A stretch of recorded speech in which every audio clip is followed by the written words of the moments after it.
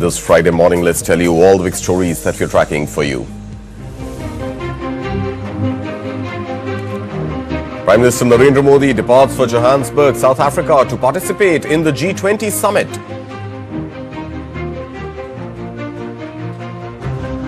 India and Israel signed terms of reference to launch FTA talks aiming to boost trade, ease market barriers and expand cooperation in services, technology and skilled workforce movement.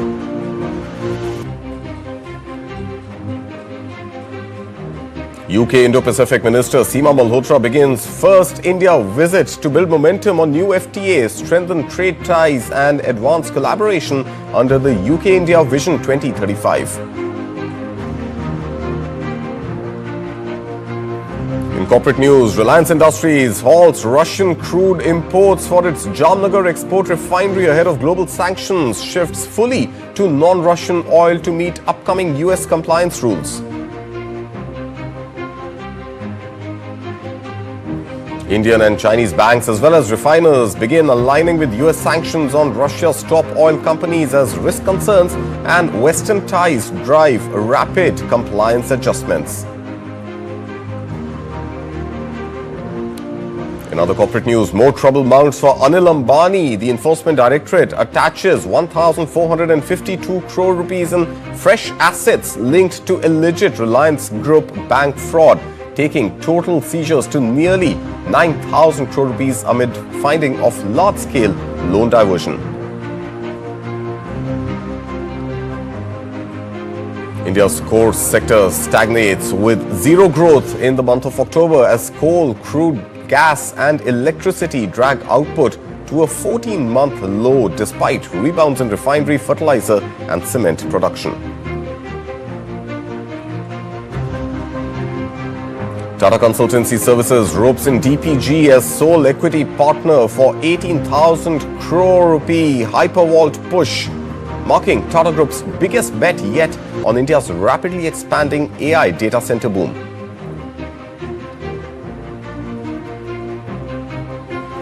And we told you in the beginning of the show, AI can make poverty irrelevant. Well, that's not just us saying it. It was echoed by Paytm CEO Vijay Shekhar Sharma, even as Elon Musk's vision of a future where currency fades and robos take over labor is reinforced.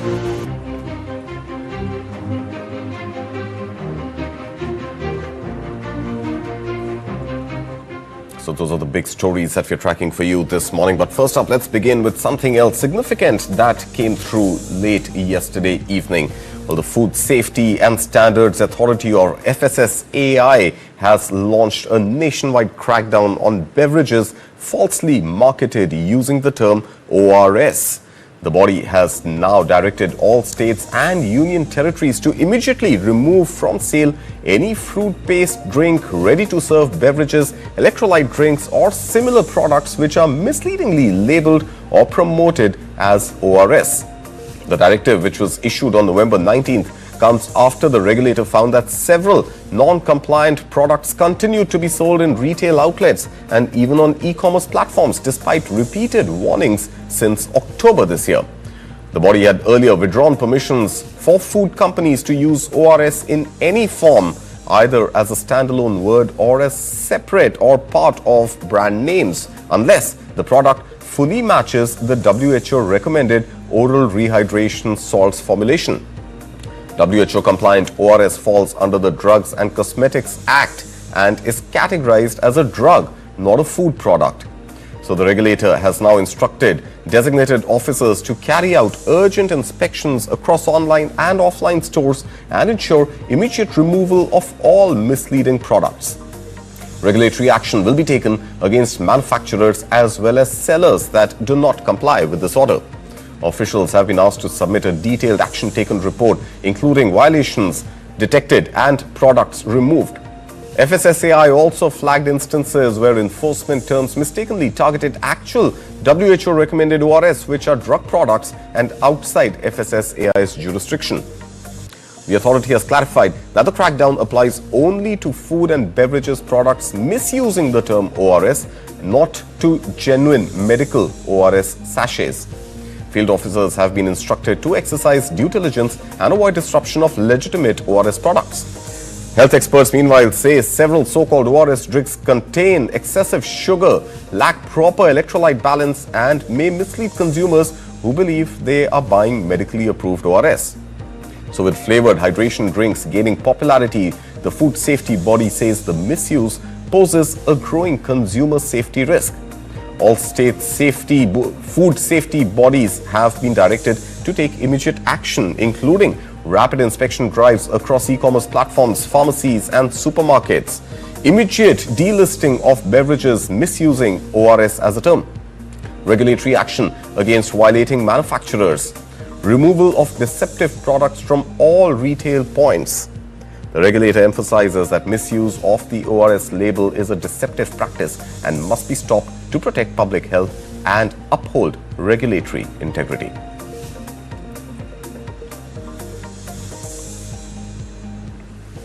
In other news, Prime Minister Narendra Modi has left to attend the 20th G20 Leaders Summit scheduled from today, November 21st to November 23rd in Johannesburg, South Africa. The visit comes at the invitation of South African President Cyril Ramaphosa. In his departure statement, Prime Minister Modi highlighted the significance of this year's meeting, noting that it is the first ever G20 summit to be held on African soil. He also recalled that during India's G20 presidency in 2023, the African Union was included and inducted as a permanent member to G20, strengthening the Global South representation. The Prime Minister said the Johannesburg summit, held under the theme Solidarity, Equality and Sustainability, will provide an important platform to discuss pressing global issues. This is Prime Minister Narendra Modi's fourth official visit to South Africa under his bilateral visit in 2016 and two BRICS summits in 2018 and 2023.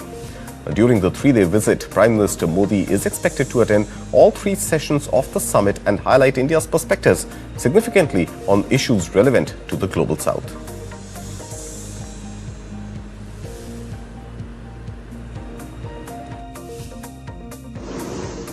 The G20 has emerged as a premium forum for international economic cooperation, as well as for discussing matters of global significance. The G20 provides an excellent opportunity for the leaders of these large economies and emerging economies, representing over 85% of global GDP and around 3/4 of the world population, to come together and discuss important issues impacting the world. These include important matters such as accelerating progress on the Sustainable Development Goals, reform of global institutions of governance, tackling environmental and climate challenge, debt sustainability, bridging the digital divide, energy transition, emerging technologies, underscoring the importance of international coordination and cooperation in addressing contemporary global. Moving on, India and Israel have taken a major step towards a long-pending free trade agreement. Commerce Minister Piyush Goyal announced that both sides have signed the terms of reference to formally launch negotiations. The proposed FTA aims to cut tariff and non-tariff barriers, simplify customs procedures, boost innovation and technology transfer, as well as expand trade in services, especially IT, tourism and the movement of skilled professionals. Piyush Goyal, leading a 60-member business delegation to Israel, also said both countries will create a bridge for doctors, engineers and nurses to work across borders. Israel has assured it won't seek access to India's sensitive sectors like dairy, rice, wheat and sugar. Meanwhile, Piyush Goyal believes the FTA can push bilateral trade to $30 to $40 billion in 5 years, with Israel calling India one of its closest global partners. Listen in first to what Minister Piyush Goyal said. Israel and India have decided to enter into negotiations for a free trade agreement soon after having executed a bilateral investment treaty, and collectively the bilateral investment treaty and the free trade agreement will open the doors to greater market access, flow of capital, investments and trade, both in goods and services, remove obstacles to doing business, provide clarity, predictability and stability to our economic engagement. And clearly, Israel and India as two strategic partners with deep-rooted friendship and a mutual respect for each other.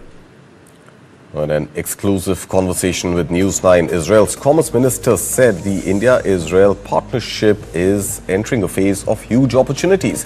He emphasized that Israel understands the business potential on both sides and is not waiting for any delay. Bharat और Israel के बीच मुक्त व्यापार समझौते की शर्तों को मंजूरी मिल गई है, डॉक्यूमेंट साइन हो गए हैं। हमारे साथ इस वक्त इजरायल के कॉमर्स मिनिस्टर मौजूद हैं, नीर बरकात। Sir, welcome to TV9 Bharatvarsh. Welcome to Israel. Thank you. The term of references of this free trade agreement between Israel and India has been finalized, and that is indeed a big step. Yep. How are you seeing this? Huge opportunity for both countries. It's an historic day. It's after we exchanged two missions. I brought a big mission to India February this year, and Mr. Piyush Goyal, the minister, brought a big mission here. So we now understand much better why this is good for both countries. We're not going to wait for a deal. We're rushing quickly to exploit the opportunity. We will sign. In the process is not, it's in the process. But I'm extremely optimistic that we can make this relationship a big win for both countries. And you both share a very good bonding, I must say. I found a good friend, and it's not just a friendship, personal friendship between Minister Goyal and myself. And it's not just friendship between Prime Minister Modi and Prime Minister Netanyahu. It's friendship between people. You see many Israelis go to India after the army for half a year, for months at a time, to enjoy India. They feel safe, secure, they love the Indian people. We share so many same concerns. Same concerns, same history, rich in culture, rich. We don't flip, we're consistent. And so by collaborating, this is for decades. This is for forever, I believe. So first big step has been taken. So now this free trade agreement, when will it be done? First of all, we're not waiting. We're going to do so many things together, regardless of the free trade agreement. Actually, we're looking to do things that are futuristic versus past. AI is a great opportunity. We're probably going to need to look at it from different angles than anyone has done. And the teams will start yesterday. Yes. We see eye to eye of how to collaborate. There's no misunderstandings. It's simple, and the trust that we have together. Everything becomes simple. But is there any timeline? Is there any deadline for free trade agreement between India and Israel? No, we haven't discussed it, but it's clear for both of us that the teams will have to work fast. All right, moving on now. UK's Minister for the Indo-Pacific, Seema Malhotra, has begun her first official visit to India aimed at building momentum around the recently signed India-UK Free Trade Agreement and deepening cooperation under the Joint Vision 2035 roadmap. The visit follows Prime Minister Keir Starmer's trade mission to India and signals London's intent to strengthen business ties, accelerate investment flows and expand collaboration in technology, education and skills. Now, trade between India and UK has been steadily rising. India's merchandise exports to the UK touched as much as $14.5 billion in the last financial year, up nearly 12% from the previous year. Imports also grew modestly to $8.6 billion, taking total trade to just over $23 billion between the two countries. The landmark free trade agreement signed on July 24th this year in London during Prime Minister Narendra Modi's visit is the UK's most comprehensive trade pact in the Indo-Pacific region post-Brexit. During her three-day tour, Minister Malhotra will meet UK companies operating in Chennai and Bengaluru to assess how the new FTA is shaping their India operations and how those investments can further benefit the United Kingdom.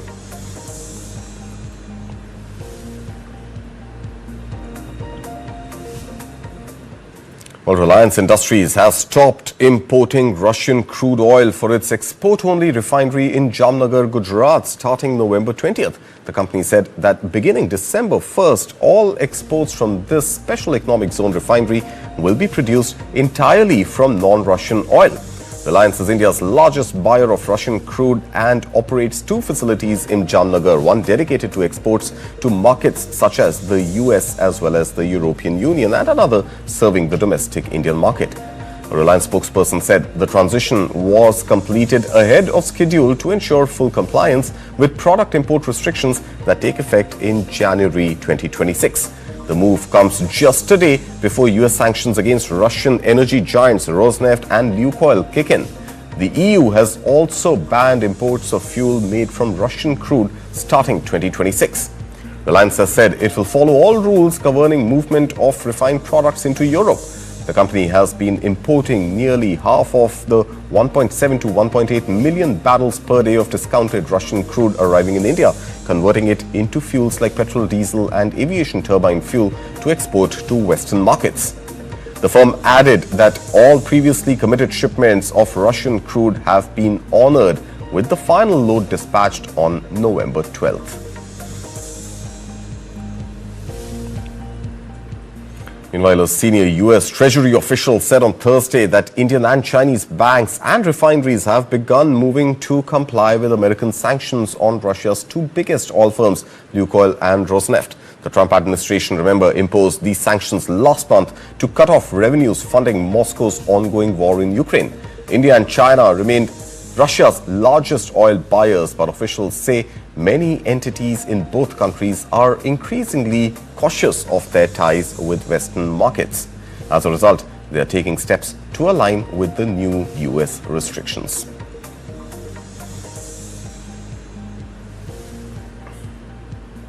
In other corporate news, there seems to be no end to the trouble piling up for Anil Ambani's Reliance Group.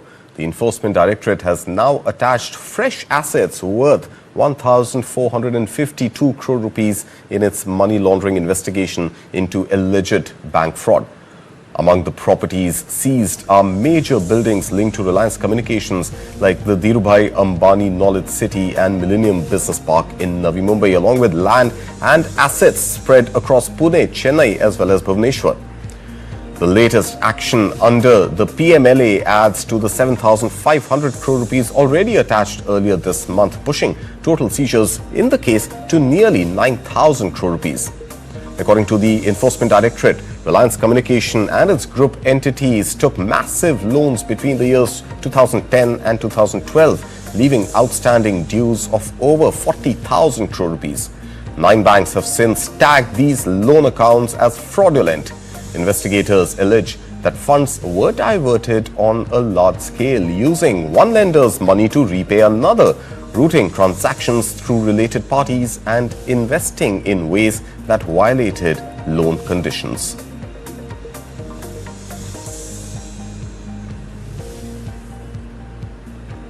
India's core infrastructure sector delivered zero growth in the month of October, with output flat compared to a year earlier.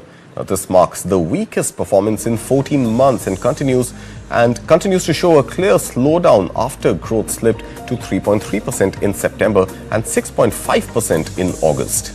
The 8 core sectors, coal, crude, natural gas, refinery products, fertilizers, steel, cement and electricity together account for more than 40% of India's industrial output.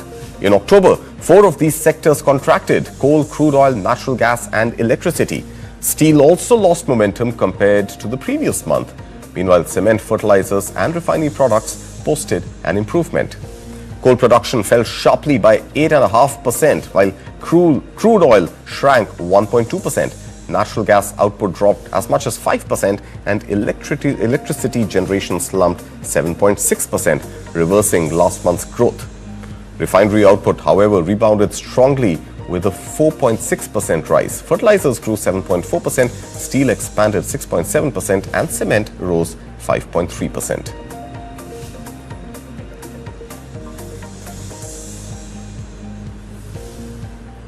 India's largest IT services company, Tata Consultancy Services or TCS, has taken a major step into the AI data center space. The company has announced a partnership with a global private equity giant, Texas Pacific Group or TPG, with both sides together infusing nearly 18,000 crore rupees of equity into TCS's new data center venture, which is called HyperVault. TPG will be the sole equity partner, investing $1 billion or about 8,820 crore rupees, giving it a 27.5% to a 49% stake in the venture. Now, this comes barely 40 days after TCS unveiled its massive push into data centers, targeting a 1 gigawatt capacity that will require total investments of over $6.5 billion. The new AI-ready facilities will be built across Navi Mumbai, Hyderabad and Chennai over the next 5 years. TCS CEO K. Krithivasan says the rest of the funds will come via debt and there's no plan to bring in another equity partner.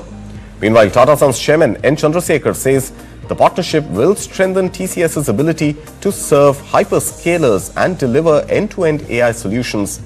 India's data center capacity, currently at 1.5 gigawatts, is expected to jump to 10 gigawatts by 2030, making HyperVault a major long-term bet for the Tata Group.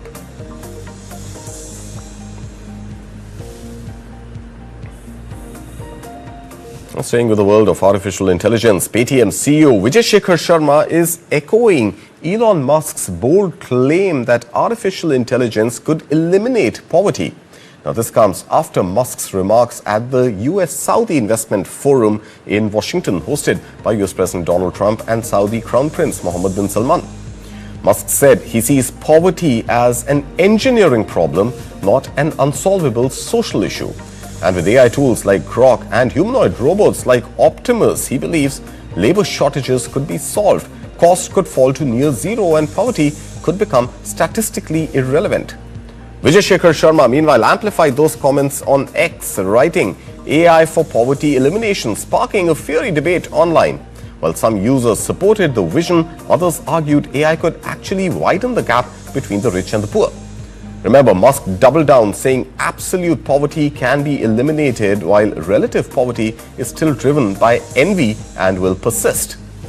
Musk went on further at the forum, predicting that currency will become irrelevant and jobs will become optional over the next 10 to 20 years as AI and robots take over most labor. People, he said, will work only for passion and not for money. AI and humanoid robots will actually eliminate poverty.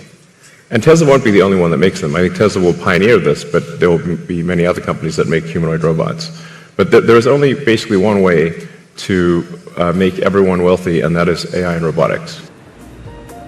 All right, Elon Musk said talking about wealth generation using robotics, but what about wealth generation on the Lal Street? Well, that is coming up after the break. Remember, it's a negative start for the Indian market. Some were assuming that the bull run and the sentiment of winning streak is likely to continue, but it seems that today seems to be at least a speed bump, if not a roadblock altogether. Kranti Batini will be here on the other side to tell us what's really driving the markets down this morning. You're watching Morning Brief at 9.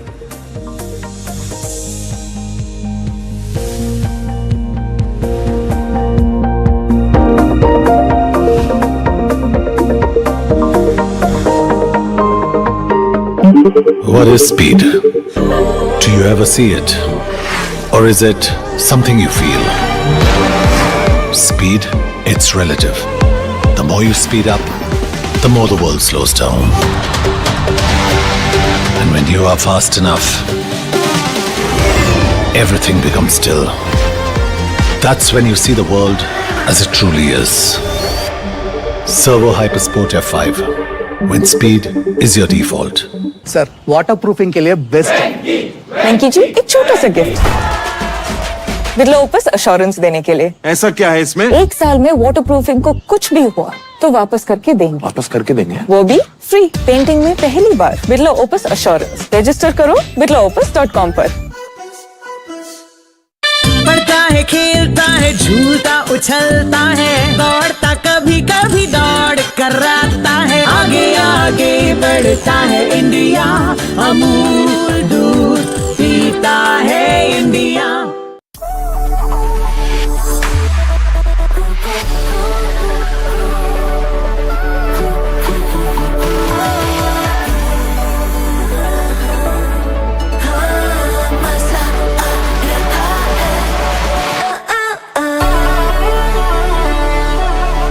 आराम से आराम से। हाँ। सामान देना भैया। अब आगे क्या करना है? वो पिट्टू की पर्ची में देखो ना, कहाँ गई पर्ची? नमस्ते जी हाँ? मुझे पता है वो पर्ची में क्या लिखा होता है। आप चलिए मेरे साथ। व्हील चेयर, ये आपका और ये हाँ। आपका। पर्ची में शॉपिंग की बात तो जरूर लिखी होती है। थोड़ी पेट पूजा की बात कोई पर्ची में ना लिखे, ऐसा हो सकता है? टिफिन लाया। Thank you. अरे पर्ची मिल गई। पर्ची में तो ये सब लिखा ही नहीं था। हम है ना आपकी पर्ची। सिर्फ वर्ल्ड क्लास एयरपोर्ट्स नहीं चलाते हैं, आपके सफर में हम सफर बन जाते हैं। अदानी, हम करके दिखाते हैं।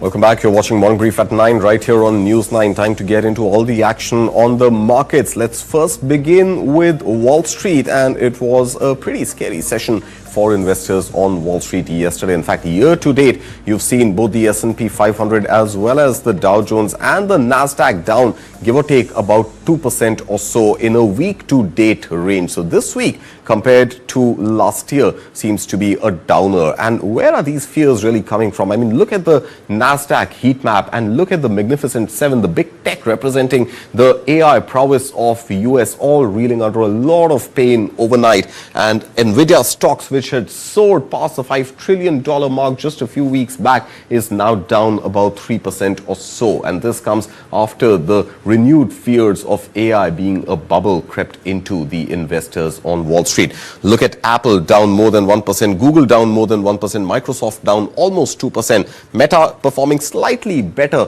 but overall the sentiment of negativity on Wall Street has been visible thanks to this theory of the AI bubble. Meanwhile, even the jobs report that came from the US not looking at all promising. And expectations of the US Fed to cut interest rates in the next FOMC also seem bleak, given that data for most of the sectors that the FOMC follows has been absent given the US government shutdown.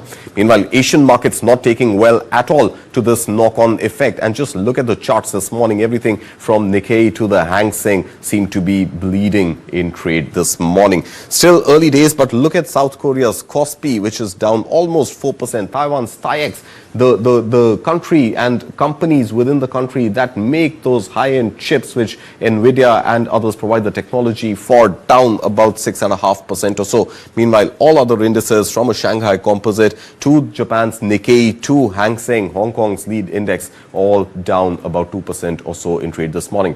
Similar story on the Indian market front as well, but slightly better. In fact, markets had fallen quite sharply at the start of the opening bell. They were down about 0.5% or so, but have since recovered. Remember, it's about 10 minutes already in trading, and the story seems a lot better for India than it does for its Asian peers. And Indian markets still holding, in fact, Nifty 50 still holding above that 26,150 levels, which is remarkable. Remember, yesterday, the Nifty 50 closed just shy of the 26,200 mark. Meanwhile, Sensex is also holding comfortably above the 85,500 odd levels. Volatility in the Indian market seems to be fairly high this morning. In fact, it's up about 10% or so, now breaching those 13 levels. Let's look at the Nifty 50 heat map and try and see which are the sectors which are adding to the woes this morning. And it seems that the banking sector, the finance sector, which had performed beautifully well yesterday, is the one where we are seeing some sort of profit taking happening this morning. Remember, HDFC Bank was up almost 2% in trade yesterday, more than 1%, in fact 1.2, 1.3%, and there is some profit booking seen here on HDFC Bank. Meanwhile, the two Bajaj Finance and Bajaj Finserv twins had seen a massive rally yesterday. Those stocks are down about 2/3% and 1/3 percentage point. Meanwhile, Reliance Industries, remember Reliance Industries stock was also up about 2% or so in trade. This was Nifty 50's biggest gainer yesterday. This stock continues to inch up about 0.4% or so in trade. TCS is reacting positively, potentially to its foray into artificial intelligence and data centers that power them, with that 18,000 crore rupees of fresh infusion coming from TPG. Meanwhile, mixed cues coming on rest of the IT pack, with HCL Tech and Tech Mahindra in the red this morning. Kranti Batini joins us this morning to take us through all that is catching his attention in trade this morning. Kranti, good morning.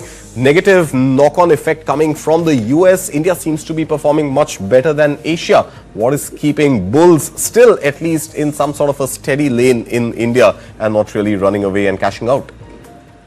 Yeah, Karthik, good morning to you. Yeah, market seems to be at a positive territory at this point of time. 26,200 is acting as a strong resistance zone for the market in the medium to short term. We need to see market decisively closing above 26,200 to confirm the up move. And as long as Nifty could able to hold on to the range of 25,850 range, market medium to short term direction is a positive direction. You explained very well in detail how the wild swings the Wall Street have witnessed. Look at the market cap swings the stocks like Nvidia witnessed overnight. So by and large, we are in a positive territory. The much awaited news of a trade deal between India and US can be the game changer, can bring some kind of a positive mood for the foreign portfolio investors.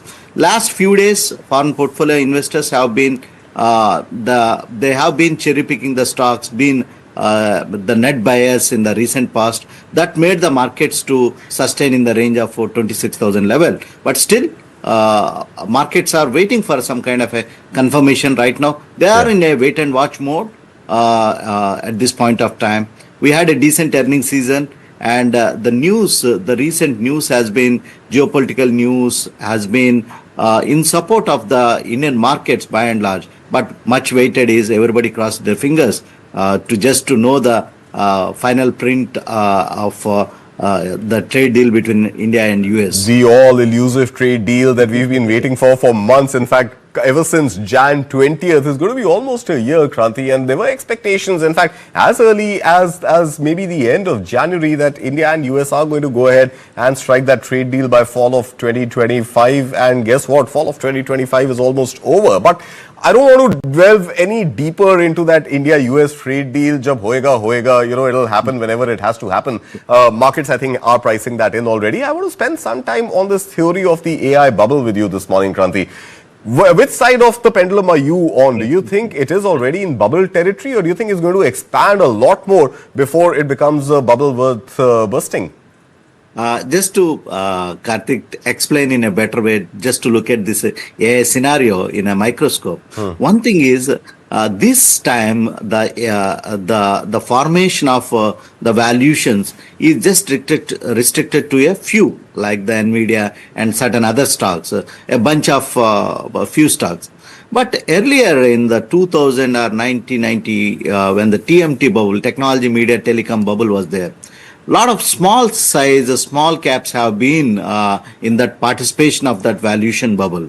So every time is different, but this time the valuations are by and large in the mega magnificent 7 and the stock like Nvidia. That's where the froth is building up. Really, just to look at the data, too much money has been chasing these theme.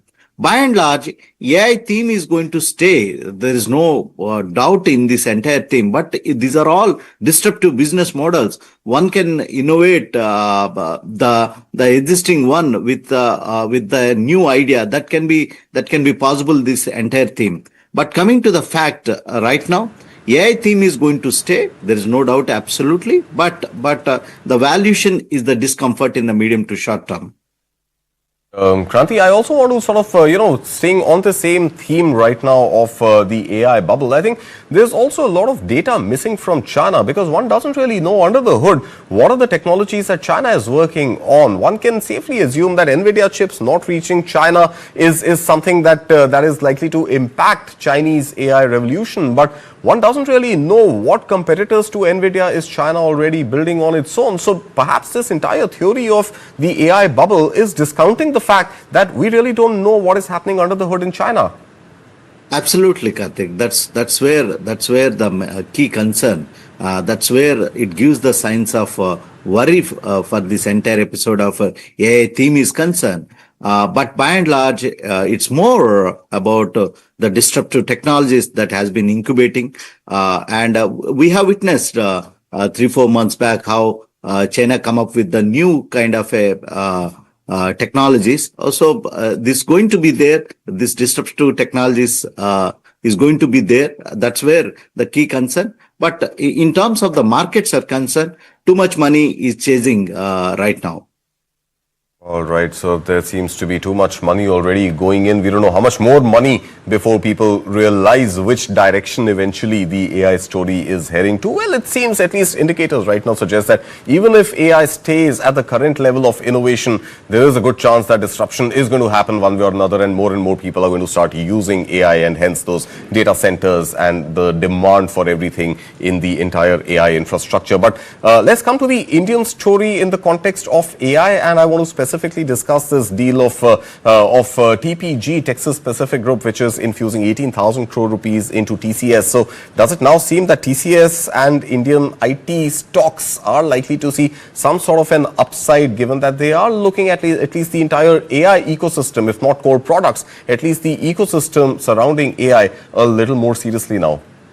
Yeah, definitely. Indian IT companies have been, last few quarters have been mulling in terms of what way they have to get into the AI-focused themes are concerned. Of course, they do have some kind of a AI programming themes are still there, but just to focus to catch up with the global changes that's taking place with respect to AI is concerned. That's where the Indian IT companies have been mulling at this point of time. They have strong cash reserves. So what the missing is action. That's where that is getting into the theme at this point of time, Karthik.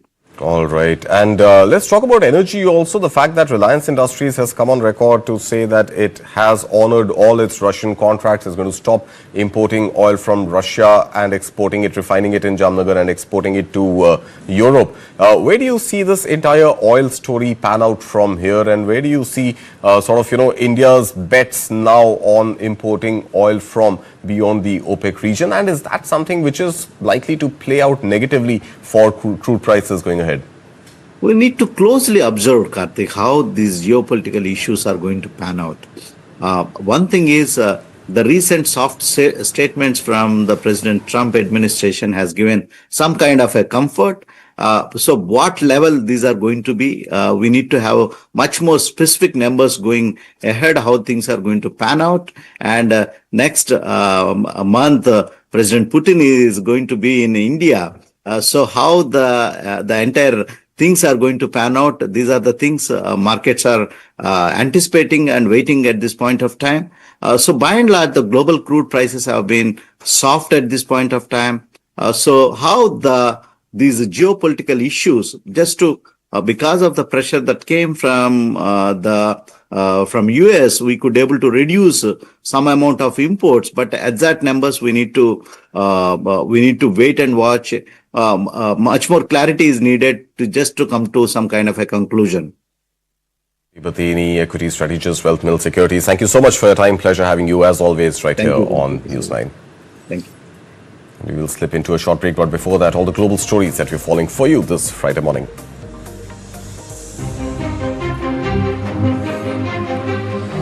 The United States expands tariff exceptions for Brazil, exempting Brazilian beef, coffee and tomatoes and easing pressure on one of America's biggest food suppliers.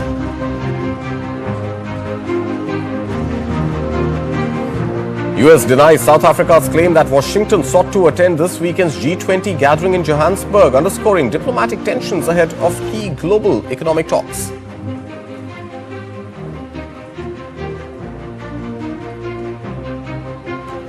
Trump administration unveils plans to open millions of square miles for oil and gas exploration, a sweeping shift that could dramatically expand US fossil fuel production.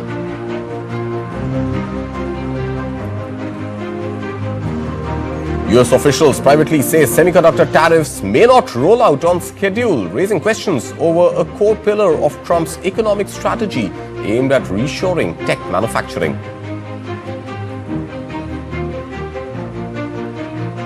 American retail giant Walmart beats expectations with a stronger quarter as more US households flock to lower prices amid rising living costs.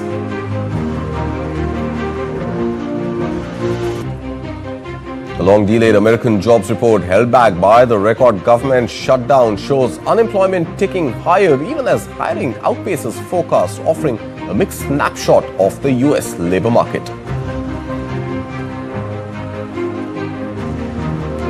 A leaked 28-point US peace plan calls for Ukraine to give up parts of the East and shrink its military, the clearest sign yet of Washington's push to force a negotiated end to the Russian war. Japan's inflation climbs yet again in October, adding political strain on Prime Minister Seian Takeyachi as Tokyo prepares a major stimulus package to ease household pain and revive growth. Singapore upgrades growth outlook for 2025 after a stronger third quarter powered by booming global demand for AI-related hardware and a recovery in world trade. We'll get you some of these stories on the other side of this commercial break. You're watching Morning Brief at 9.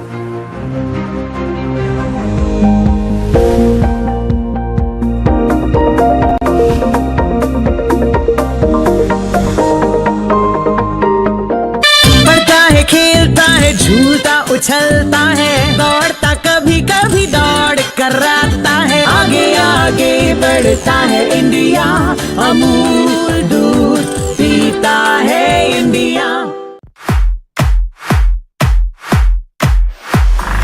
गजब का है दिन सोचो जरा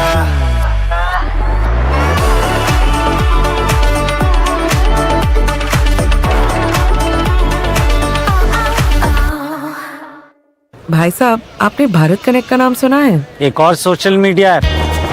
social media app नहीं, वो 700 से ज्यादा ऐप्स पे बिल पेमेंट्स पॉसिबल बनाते हैं। बढ़िया है। आप हमें जानते नहीं पर मानते जरूर हैं। हम हैं भारत कनेक्ट। आराम से हाँ। सामान देना भैया। अब आगे क्या करना है? वो पिट्टू की पर्ची में देखो ना, कहाँ गई पर्ची? नमस्ते जी हाँ? मुझे पता है वो पर्ची में क्या लिखा होता है। आप चलिए मेरे साथ। व्हील चेयर, ये आपका और ये हाँ। आपका। पर्ची में शॉपिंग की बात तो जरूर लिखी होती है। थोड़ी पेट पूजा की बात कोई पर्ची में ना लिखे, ऐसा हो सकता है? Tiffin thank you. अरे पर्ची मिल गई। पर्ची में तो ये सब लिखा ही नहीं था। हम है ना आपकी पर्ची। सिर्फ वर्ल्ड क्लास एयरपोर्ट्स नहीं चलाते हैं, आपके सफर में हम सफर बन जाते हैं। अदानी, हम करके दिखाते हैं। लाइफ जब भी आगे बढ़ने का मौका दे तो अपनी सुपर पावर, अपना गोल्ड यूज करिए और IIFL फाइनेंस से गोल्ड लोन लीजिए। IIFL फाइनेंस करता है सीधी बात।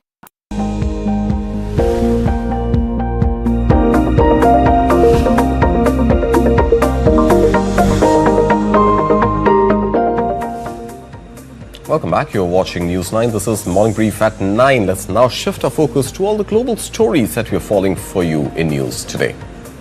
The White House has said on Thursday that senior Trump administration officials and they have met their Ukrainian counterparts over the past week to discuss a new peace plan, one the US says should be acceptable to both Russia and Ukraine.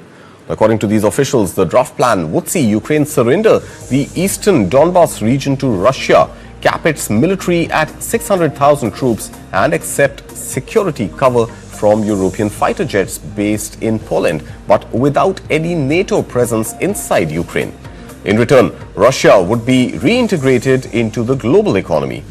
White House Press Secretary Caroline Leavitt stressed the proposal remains a working document as Washington continues talks with both sides on how to end the war. Special Envoy Witkoff, Marco Rubio have been working on a plan quietly for about the last month they've been engaging with both sides, Russia and Ukraine, equally to understand what these countries would commit to in order to see a lasting and durable peace. It's a good plan for both Russia and Ukraine, and we believe that it should be acceptable to both sides, and we're working very hard to get it done. Negotiations between the Trump administration and Harvard University are nearing completion, according to U.S. Education Secretary Linda McMahon. The administration has launched several investigations into Harvard in recent months aimed at scrutinizing whether the university is complying with President Donald Trump's directives, a campaign that critics argue amount to political pressure on one of America's most prominent academic institutions. Here's the update on the negotiations with Harvard. I know the president has publicly pointed to you as somebody who's worked on that. I think you've talked about that at length, but I'd like to understand where are things with those negotiations with Harvard this time? They're ongoing negotiations, and I feel very comfortable that we are getting close to having those negotiations finalized. It's been an open door conversation all along. Meanwhile, U.S. Attorney General Pam Bondi has vowed maximum transparency as the Justice Department prepares to release its Epstein files, a move mandated by Congress after lawmakers overwhelmingly voted for their publication. The release of Epstein files could reveal new details about the late financier's network and activities, including his ties to prominent figures such as President Donald Trump prior to Epstein's 2008 conviction. The scandal has dogged the White House for months, especially after Trump amplified conspiracy theories surrounding Epstein's death and connections. What are you doing here over the next 30 days as we understand it? We will continue to follow the law with maximum transparency while protecting victims. When you say follow the law, Madam Attorney General, do you mean that you will provide all the files by 30 days? We will follow the law. The law passed both chambers last evening. It has not yet been signed, but we will continue to follow the law, again, while protecting victims, but also providing maximum transparency.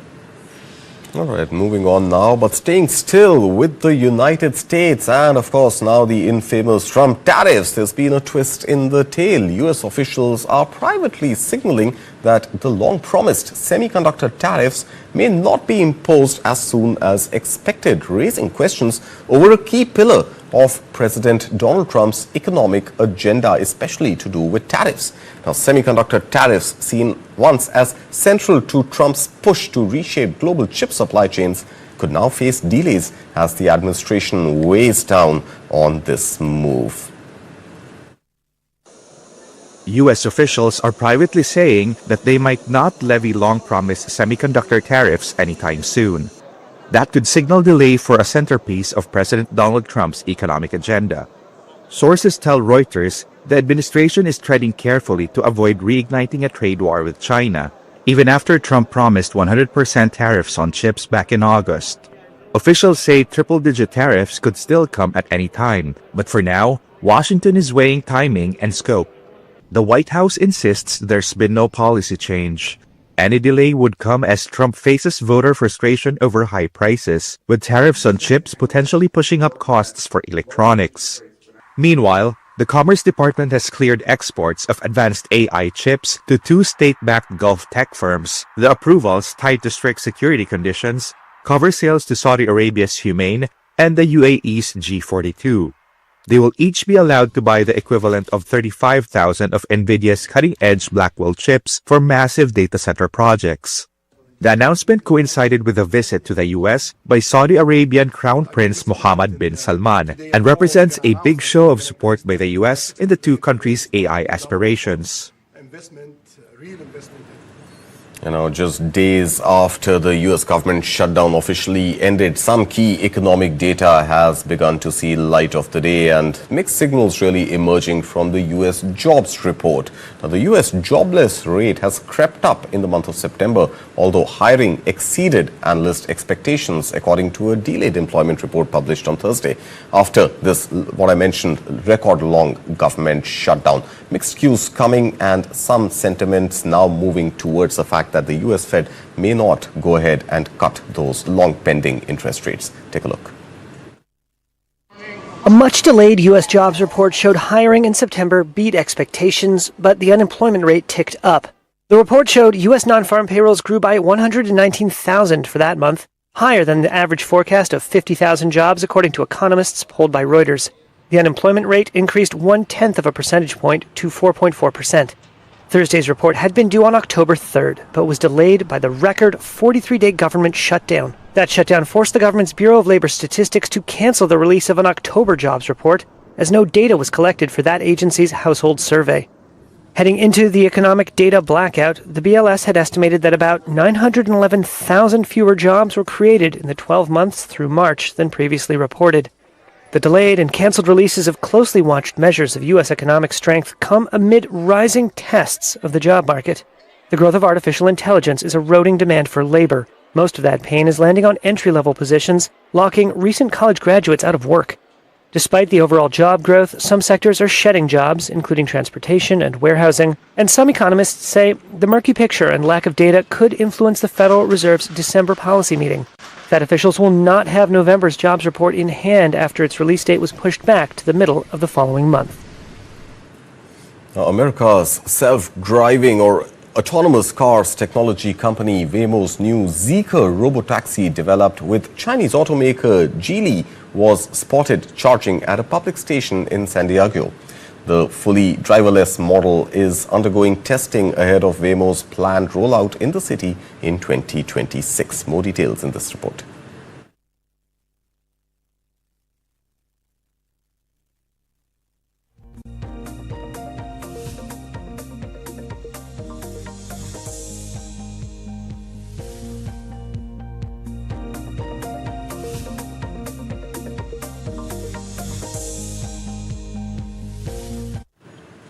And moving on to the world of cryptocurrency, Bitcoin plunged below the $90,000 mark this week, while Malaysia's state utility exposed illegal power siphoning by crypto miners. Now, here's a roundup of this week's biggest stories in the world of cryptocurrencies. From Bitcoin's value woes to illegal power usage by crypto miners in Malaysia, this is Crypto Weekly. Bitcoin rebounded on Thursday after plunging to a 7-month low below $90,000 the day before. It's the latest sign that investor appetite for risk-taking is drying up across financial markets. The risk-sensitive cryptocurrency has lost all this year's gains and is now around 26% below its October peak. According to tracker CoinGecko, about $1.2 trillion has been wiped off the total market value of all cryptocurrencies in the past 6 weeks. Kraken, one of the world's largest cryptocurrency exchanges, said it has confidentially filed an initial public offering in the US. That's as digital asset companies look to tap the new listings market before the 2026 midterm elections. Companies such as stablecoin issuer Circle and crypto exchanges Gemini and Bullish have made strong debuts in the US this year.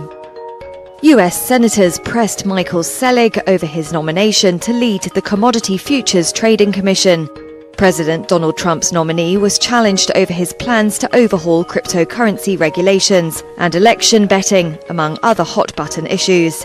Selig is currently chief counsel for the Securities and Exchange Commission's Crypto Task Force and an advisor to Trump's Republican SEC chair Paul Atkins. Malaysia's national utility firm Tenaga Nasional BHD has incurred losses of more than $1 billion. It's from illegal power usage by cryptocurrency miners between 2020 and August this year. TNB found over 13,000 premises had illegally used power to mine crypto over the period.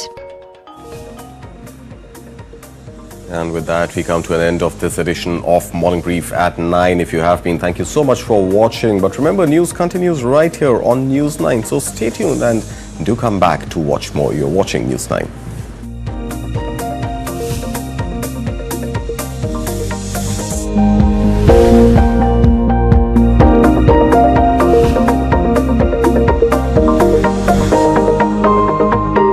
Light, camera, and action.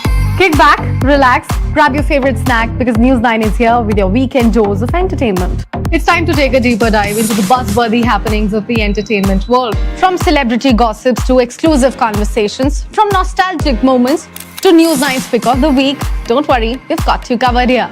And I hope you've grabbed your popcorn by now because News9's Page 3 is here to serve you everything that we call entertainment. So do stay tuned every Saturday and Sunday, 2:30 p.m. Red Fort explosion. Let's get you all the updates. Following the blast, there is of course a South Indian connection of Dr. Shaheen Shahid. Because this is news of national import that search operations are underway across the entire Al Falah